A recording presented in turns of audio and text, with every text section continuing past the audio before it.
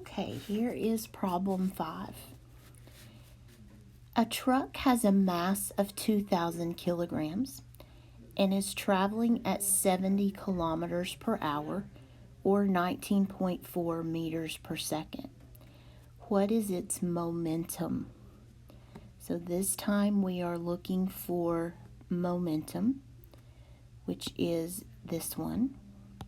And I know you're thinking that doesn't look like momentum, but remember the symbol for momentum is a lowercase p. So P equals mv is the formula that we need.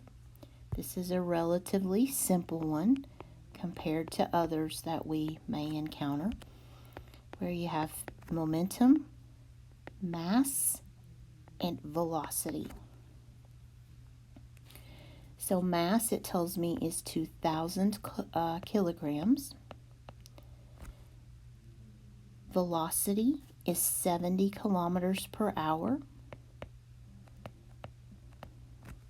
And we'll do the other one in just a minute. Let's leave that 19.4 alone. So we're going to find our momentum. I don't want you to confuse momentum with mass. Mass is the M. Momentum is P. Okay, so here we go. Momentum is mass times velocity. So momentum is 2,000 times 70.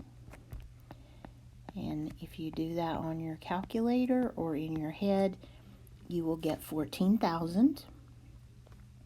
And you take your units, kilograms, kilometers over hour, and that would be your momentum for the truck traveling at 70 kilometers an hour. Let's do this again and calculate our momentum when you change the velocity. So let's see what happens.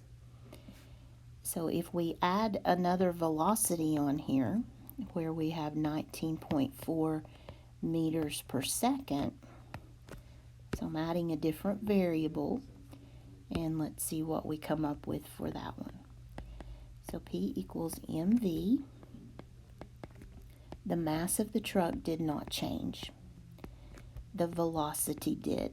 So we changed that V variable, and then on the calculator, let's multiply this through. And you should get 38,800.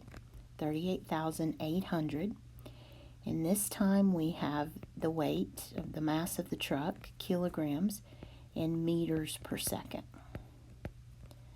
So those two different velocities come from those two different momentums come from two different velocities. And all they're having me to do is switch around the velocities that I'm using. So here's this one using this velocity, and here's this one using this velocity. Okay, that wraps up the word problems. I'm sorry, I got a text message. I'm trying to think about two things at once. That wraps up the word problems. We have one more lesson in the physics unit, and then that will wrap it up also. So I will see you in the next video for one more physics lesson, and then we'll be moving into life science. I hope you have a great day today.